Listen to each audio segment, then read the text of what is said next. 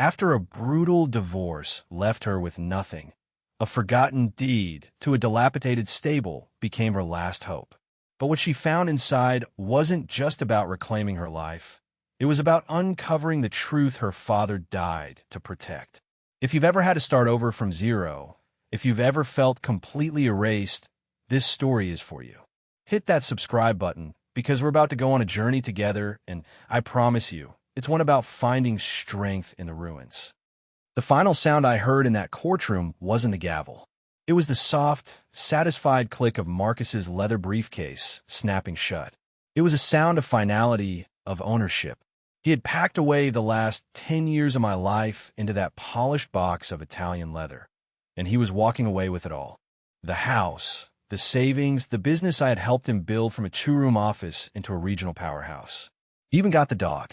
The judge, a man with a face like worn linoleum, had looked at me with a kind of institutional pity that was worse than scorn. He saw a distraught woman, emotionally unstable, unreliable. He saw the woman Marcus's lawyers had painted me to be.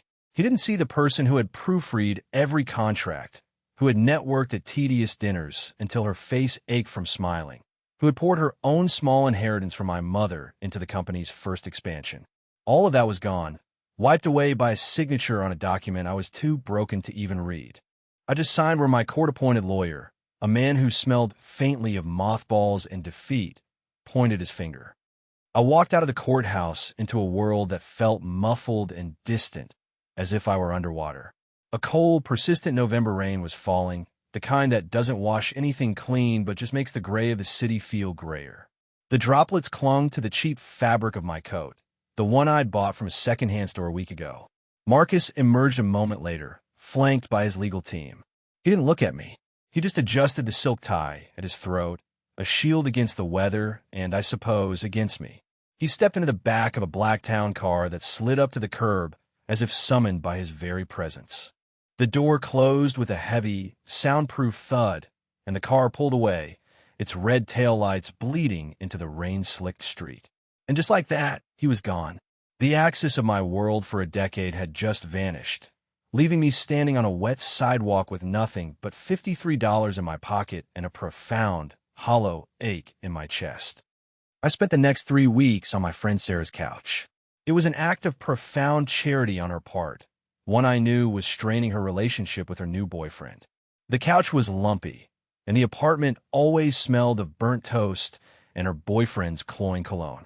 I spent my days in a fog, filling out job applications for positions I was wildly overqualified for on paper, but felt utterly incapable of performing.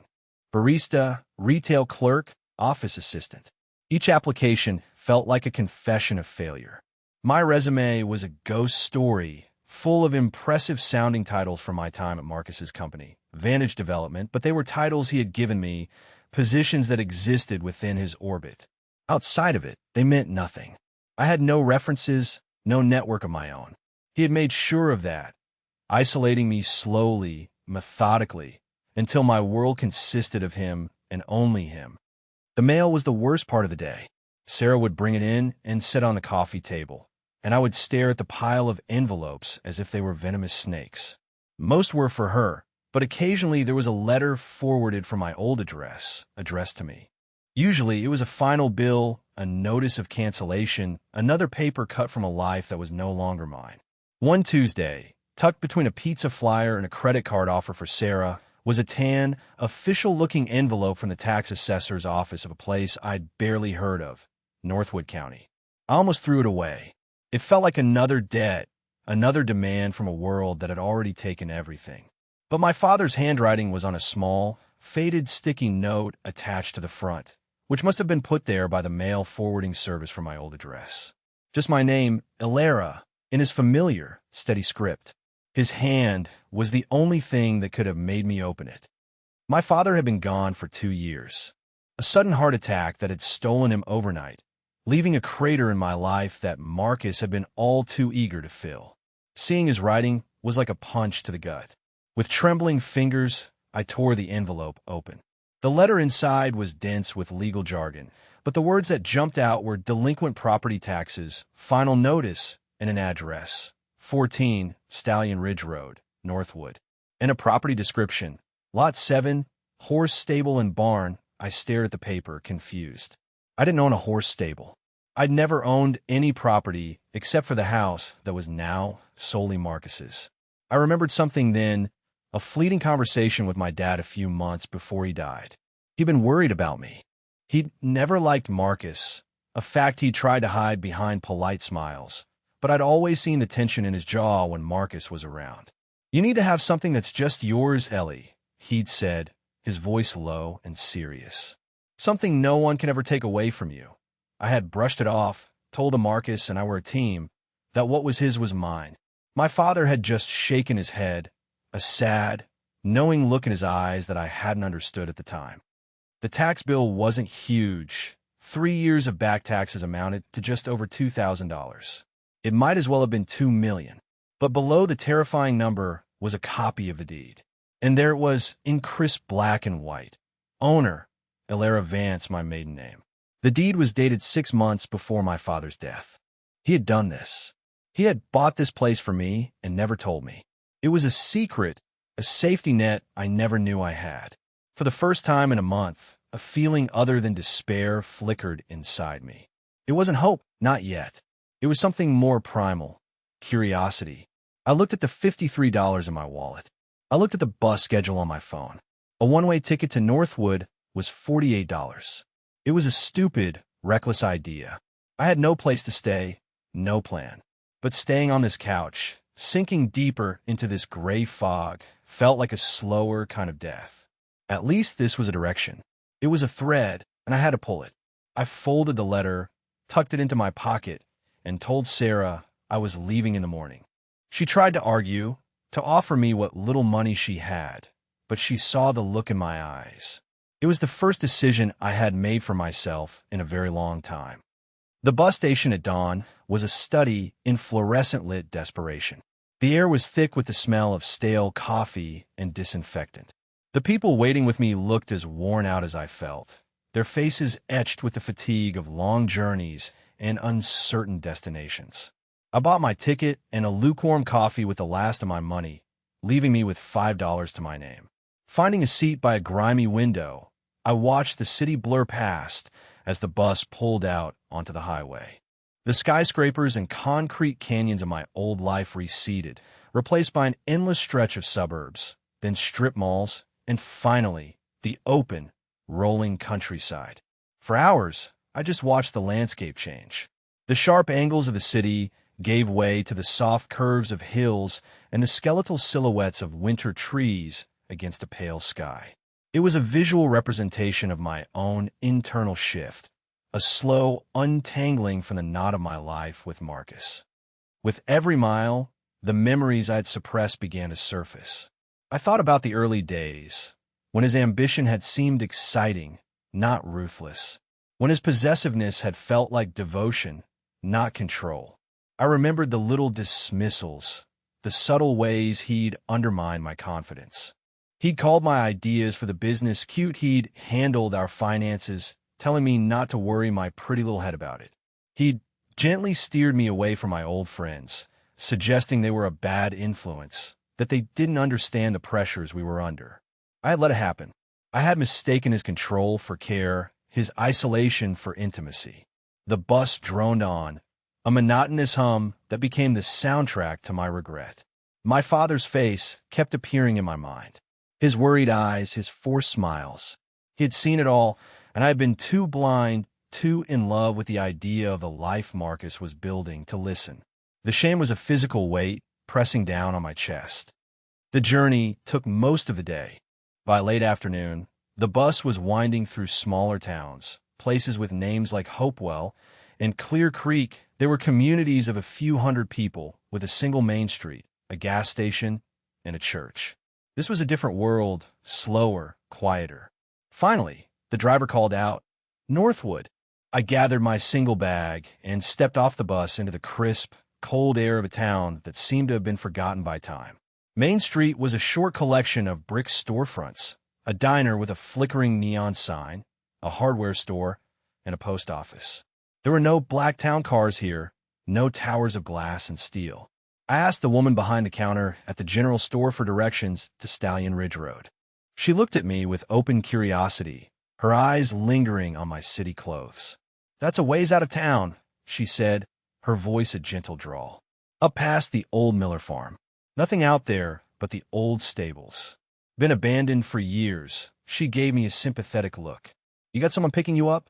I shook my head, and her expression softened. "It's a good 3-mile walk. You'd best get started before the sun goes down." The walk was cold, but the air was clean and sharp, smelling of pine and damp earth. The road wound its way out of the small town and into the countryside. The sky was a vast, open canvas of pale blue and soft pink as the sun began to set. I passed fields lying fallow for the winter, their soil dark and rich. I passed a few farmhouses with smoke curling from their chimneys, lights glowing warmly in their windows. It was a world away from the anonymous, concrete existence I had known. It was beautiful, and it made me feel achingly lonely. Finally, I saw it. A faded wooden sign, half swallowed by overgrown ivy, read Stallion Ridge. I turned onto a gravel driveway, rutted and choked with weeds. And there, at the end of the drive, set against the backdrop of the darkening woods, was the stable. It was bigger than I had imagined, a long, low building with a sagging roof and weathered gray siding. Paint peeled from the walls like sunburnt skin. Many of the windows were broken, dark eyes staring out blankly. A large barn stood beside it, one of its doors hanging precariously from a single hinge. The place looked haunted, not by ghosts, but by neglect. It was a monument to forgotten things. Yet, as I stood there, shivering in the twilight, I felt a strange sense of ownership. This ruin was mine. This was the one thing Marcus hadn't known about, the one thing he couldn't take. I walked the perimeter, my boots crunching on the gravel. I peered into the dusty windows of the stalls. They were empty, of course, filled with nothing but cobwebs and shadows. I could almost hear the ghosts of horses, the soft wicker and the stamp of hooves on straw. My father had loved horses. He'd taken me riding as a little girl, and those were some of my happiest memories. Maybe that's why he bought this place. A tribute to a time before everything got so complicated. At the end of the long stable building was a small door with a frosted glass window that read office. It was locked. I tried the handle, jiggling it uselessly.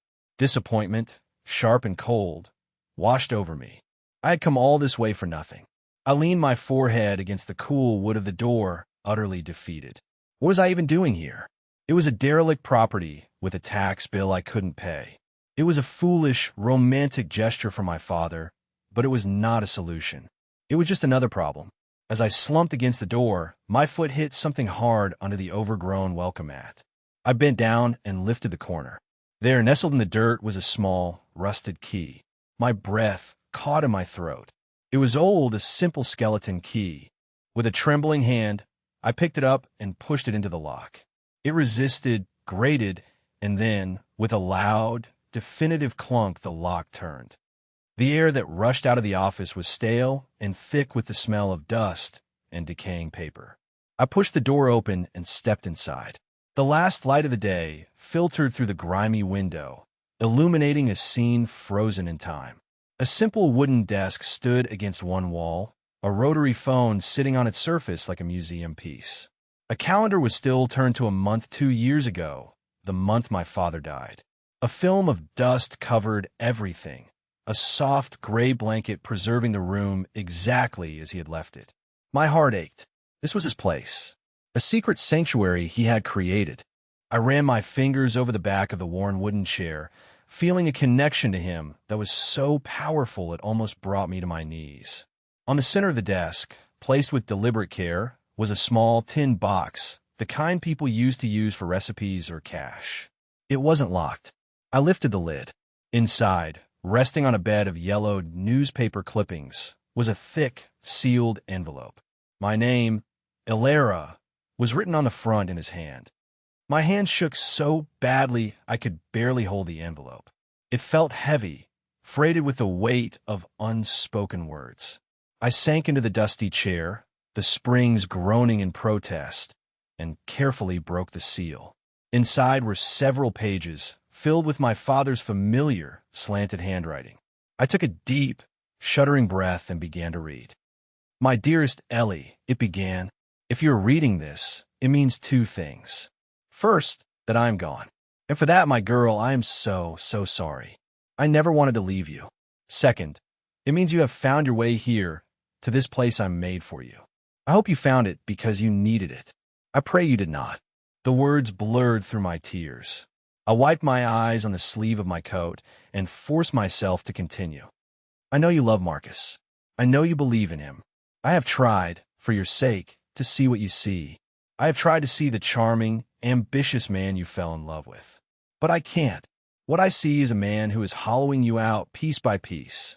I see the way he looks at you, not with love, but with a kind of pride of ownership, as if you were a beautiful object he has acquired. I hear the way he talks over you at dinner parties, the way he dismisses your opinions with a paternalistic smile. I see him cutting you off from your friends, from your life, until the only thing you have left is him. I know you think I'm being an overprotective father, but I have a bad feeling about this man, Ellie. A feeling that goes bone deep. I had to stop reading. A sob escaped my lips, a raw, ragged sound in the silent room. He had seen it. He had seen it all, and I had called him paranoid. I had defended Marcus, made excuses for him, told my father he just didn't understand. The guilt was a physical sickness churning in my stomach. I made myself pick up the pages again. I couldn't just stand by and do nothing. But I knew if I confronted you, I would only drive you further into his arms. He would use it as proof that I was trying to control you, and he would be the one to comfort you. So I did the only thing I could think of. I started digging. I'm an old-school numbers guy, Ellie. I know how to read a balance sheet. And Marcus's balance sheets, the ones for his company, they don't make sense. The profits are too high, the growth too fast. It's a beautiful facade, but I'm afraid it's built on sand. Or something worse. So, I created this place for you. I used a small inheritance my own father left me, money I'd never told you about. I bought this old stable through a shell corporation and then transferred the deed to you, under your maiden name. I structured it in a way that, legally, it should be shielded from any marital claims. It's not much, I know. It's a ruin, but it is yours. It is a piece of solid ground in a world that I fear is about to become very unstable for you. This is your escape hatch, your plan B. When you need it, it will be here for you. There is more I need to tell you, more I have discovered, but I can't put it all in this letter. It's too dangerous. Look for what matters most to a horseman. Look for the heart of the stable. You were always my star, Ellie. Never forget that. Whatever happens, know that I love you more than word can say. I am always with you. Love, Dad. I'll let the letter fall from my fingers. The pages drifted to the floor, landing softly in the dust. The silence in the room was absolute, broken only by the sound of my own ragged breathing. The sun had completely set, and the office was now cast in deep shadow, the last vestiges of light clinging to the edges of the window frame. I didn't move. I sat there in the dark and the cold, and I let the grief wash over me. I cried for my father, for the love and foresight I had been too blind to appreciate. I cried for the years I had wasted, the person I had allowed myself to become. I cried out of anger at Marcus, a white-hot rage that burned away the numbness I had felt for weeks. He hadn't just taken my house and my money. He had taken my self-respect, my judgment, my very identity. And my father had seen it coming. He had tried to build me a lifeboat, and I had been happily sailing on the Titanic. The weight of his words, of his love, was crushing. It was a terrible, beautiful burden. He hadn't just left me a dilapidated building. He had left me a responsibility, a mission. There's more I need to tell you. It's too dangerous. What had he found out about Marcus? What was his secret he was so afraid to write down? The fear that had been my constant companion for the past month was still there, but now it had a new texture. It was sharper, clearer. It wasn't just the fear of being alone and penniless. It was the fear of something much darker, something my father had died, trying to protect me from.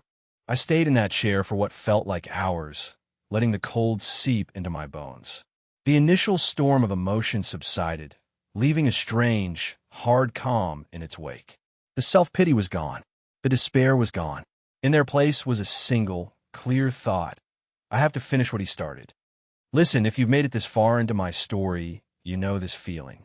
It's that moment when the world cracks open and you see the truth for the first time, and it's both terrifying and liberating.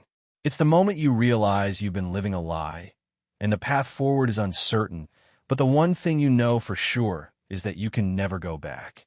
Have you ever had a moment like that? A discovery that changed everything you thought you knew about your life, about someone you loved? I want you to take a moment and just acknowledge the strength it took to face that. Let me know in the comments. I read every single one because your stories, your resilience, they matter here. This is a community for people who have been through the fire. Now let's get back to that cold, dark office. The moon had risen, and its pale light now filtered through the dusty window, casting long, distorted shadows across the room. My body was stiff with cold, but my mind was racing. I picked up the letter from the floor and read the last part over and over again. Look for what matters most to a horseman. Look for the heart of the stable. You were always my star. Ellie, what matters most to a horseman? The horses, of course, but the stalls were empty. The heart of the stable? Maybe the center aisle? It was too vague. Then my eyes landed on the last sentence. You were always my star, Ellie Star. Stardust. That was the name of my first pony, a gentle, speckled mare my father had bought for me on my 10th birthday. She was my best friend for 5 years, my confidant, the keeper of all my childhood secrets. The memory was so vivid, so pure. It was like a beacon in the darkness of the last few years. I fumbled for my phone, its screen a shocking slash of light in the gloom. The battery was at 15%. I turned on the flashlight, its beam cutting a shaky path through the dust motes dancing in the air. I stepped out of the office and back into the main aisle of the stable. The place felt different now. It was no longer just a ruin, it was a puzzle. A treasure map left by my father. The stalls were numbered, the faded paint still visible above each door. 1, 2, 3. I walked down the long aisle, the flashlight beam bouncing off the weathered wood. Stardust Stall had always been number 12. It was my lucky number. We'd painted a small, lopsided yellow star on the door together, a secret sign just for us. I reached the end of the aisle. Stall 12. The door was slightly ajar. I pushed it open, the hinges groaning in protest. And there, almost invisible under layers of dirt and time, was the faint outline of a yellow star. My heart hammered against my ribs. This was it. I stepped inside, the beam of my light dancing over the small space. It was empty, like all the others, except for a scattering of old, desiccated straw on the floor. I knelt, running my hands over the packed dirt floor. It was hard, cold, and even. Nothing seemed out of place. I thought back to the letter. The heart of the stable. What if he didn't mean the center of the building? What if he meant the heart of this specific place, Stardust Stall? I started tapping the floorboards that made up the small raised feeding area in the corner. Thud, thud, thud. The sound was solid, uniform. I was about to give up, to think I had misunderstood, when my light caught a small, unnatural-looking scratch near the wall, almost hidden beneath the lip of the old water trough. I crawled closer. It wasn't a scratch. It was a faint line, a seam. I pushed my fingernails into the crack and pulled. Nothing. It was wedged tight. I looked around desperately for something to use as a lever. My eyes landed on an old, rusted hoof pick hanging from a nail on the wall. It was perfect. I wedged the metal tip into the seam and pried. The wood groaned, resisted, and then, with a splintering crack, a section of the floorboard lifted up. My breath hitched. Beneath it was a dark, hollow space. I shone my light inside. My heart seemed to stop. It wasn't empty. It was filled by a large, metal footlocker, the kind soldiers use. It was heavy-duty, with 2 sturdy latches on the front. It took all my strength to drag it out of the hole and into the center of the stall. It was unlocked. With a deep breath, I flipped the latches. They sprang open with a loud metallic snap that echoed through the silent stable. I lifted the heavy lid. The first thing I saw was another envelope, identical to the first with my name on it. But beneath it, my eyes widened in disbelief. The rest of the footlocker was filled with stacks of cash. $100 bills, bundled neatly with rubber bands. It was an impossible amount of money. Tens, maybe hundreds of thousands of dollars. It was my father's life savings. The money he said he'd never told me about. He had left it all here for me. For this fight. For a long moment, I could only stare, my mind unable to process what I was seeing. This was more than a safety net. This was an arsenal. This was freedom. This was the power to fight back. My hands were shaking again, but this time it wasn't from cold or fear. It was from adrenaline. I set the cash aside and opened the second letter. The tone of this one was different. It was urgent, stripped of the gentle nostalgia of the first. Ellie, it read, if you found this, it means you found the courage to look deeper. I'm proud of you. Now, things are going to get much harder. The money is for you. Use it to live, to start over, but most importantly, use it to be safe. Because the information in this box is dangerous. Marcus is not just a cheat, Ellie. He is a criminal. The letter went on to detail what he had uncovered. Using his old accounting skills, he had pieced together a pattern of fraud in Marcus's company, Vantage Development. Marcus was targeting small, rural communities like Northwood. He would identify elderly landowners, people with valuable property but little cash, often with overdue tax bills. He would use shell corporations to buy up their tax debt, then foreclose on them, acquiring their land for pennies on the dollar. He was charming, persuasive, and utterly ruthless. The newspaper clippings in the tin box were obituaries and foreclosure notices from other small towns. A pattern of tragedy. But it was worse than that. My father had found proof that Marcus wasn't just foreclosing. He was actively sabotaging these properties. He'd bribe local inspectors to condemn perfectly good buildings, or his cronies would cause accidents, minor fires, burst pipes, that would drive up repair costs and force the owners to sell. The goal was to acquire a large, contiguous block of land for a massive luxury resort development he had planned, a project he was keeping secret from investors and the public. And Stallion Ridge, this very stable, was the linchpin. It was the last piece of the puzzle he needed to control the entire valley. My blood ran cold. This wasn't just about a bad divorce. This was about a criminal conspiracy. The rest of the footlocker contained the evidence. There were copies of bank statements from offshore accounts. There were sworn affidavits from 2 former Vantage employees who had been fired after they had raised questions. There were maps of the proposed development, with my stable right in the center, marked with a red X. And at the very bottom, there was a business card for a lawyer in Northwood. Arthur Gable, attorney at law, a handwritten note from my dad was clipped to it. A good man. He could be trusted. He knows some of what's happening. Show him this. He will help you. I sat back on my heels in the dusty straw. The contents of the box spread out around me. The whole world had shifted on its axis again. My personal tragedy, my messy divorce, was just a small part of a much bigger, uglier story. Marcus hadn't just betrayed me. He was destroying lives. He was preying on the vulnerable, stealing their homes, their legacies. And my father had tried to stop him. He had gathered this evidence, created this sanctuary for me. And in doing so, he had likely put a target on his own back. The thought was a shard of ice in my heart. His heart attack, had it been natural? The question hung in the air, too horrifying to fully contemplate, but impossible to ignore. I knew what I had to do. This was bigger than me now. This was for my father. It was for the people whose names were in those foreclosure notices. It was for this town, this valley that Marcus wanted to devour. I carefully packed everything back into the footlocker, leaving out the lawyer's card and enough cash to get by. I dragged the heavy box back to the hole and covered it with the floorboard, making it look as undisturbed as possible. My phone was almost dead. I had to get to town. I had to find Arthur Gable.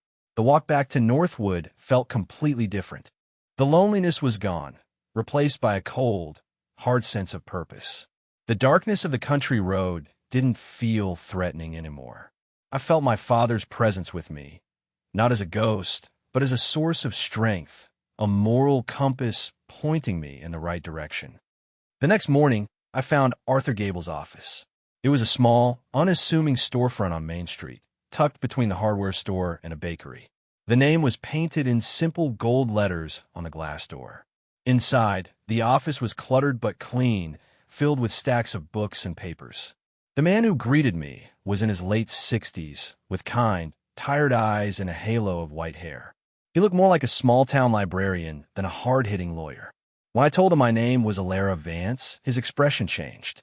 A flicker of recognition, of sadness, crossed his face. "David's daughter," he said, his voice soft. I was so sorry to hear about his passing. He was a good man. He ushered me into his office, and I told him everything. I told him about the divorce, about the stable, about the letters, and the footlocker full of evidence. I laid it all out on his desk, my voice steady, fueled by a night of adrenaline and grief. He listened patiently, his hands steepled under his chin, his gaze never leaving my face. He examined the documents I'd brought, his brow furrowed in concentration. When I was finished, he was silent for a long time. He looked out the window at the quiet street, then back at me. "Your father was a brave man," he said finally. "He came to me about a year before he died. He had his suspicions about Vantage Development. A few of my clients, old families in this valley, had been approached with aggressive, lowball offers for their land. Some had accidents, unexplained fires, vandalism. We knew something was wrong, but we didn't have the proof. Your father found the proof," he sighed, a heavy, weary sound. "This evidence, this changes everything. But it also puts you in a great deal of danger, Alara.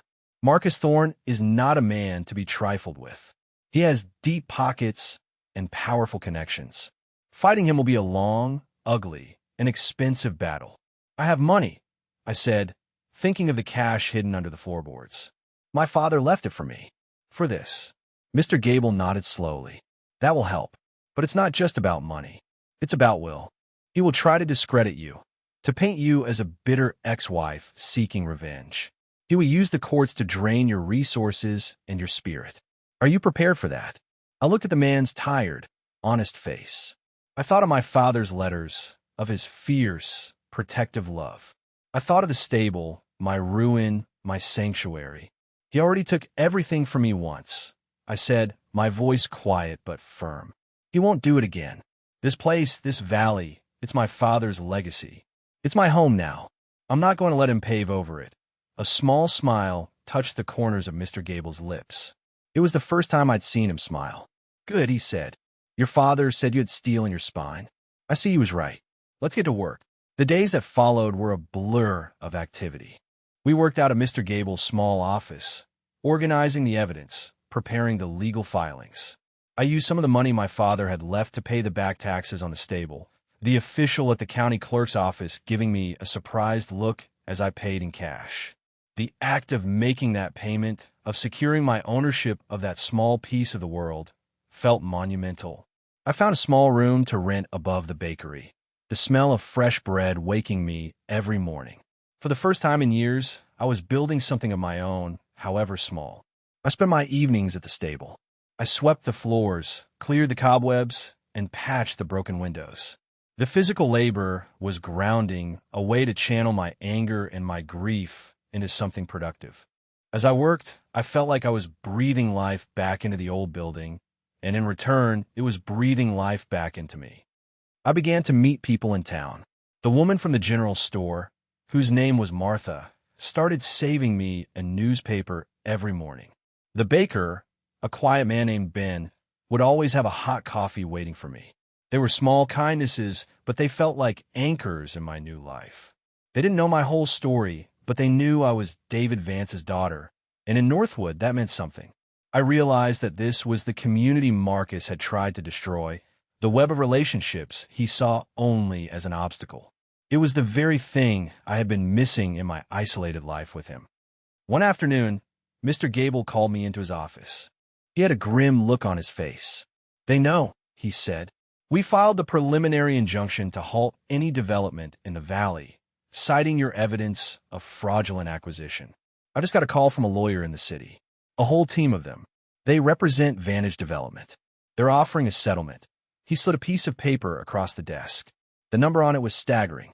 It was enough money to live comfortably for the rest of my life, to go anywhere in the world and never have to work again. All I had to do was drop the lawsuit, turn over my father's evidence, and sign a non-disclosure agreement, and sell them the stable. I looked at the number, and I felt nothing. A year ago, this would have been the answer to all my prayers. Now it just felt like an insult. It was Marcus's way of doing things. Find a price by the silence. He thought he could buy me, just like he bought everything else. He still saw me as the woman from the courtroom, the broken, emotional mess who would crumble under pressure. He still didn't understand who I was. Tell them no, I said, pushing the paper back across the desk.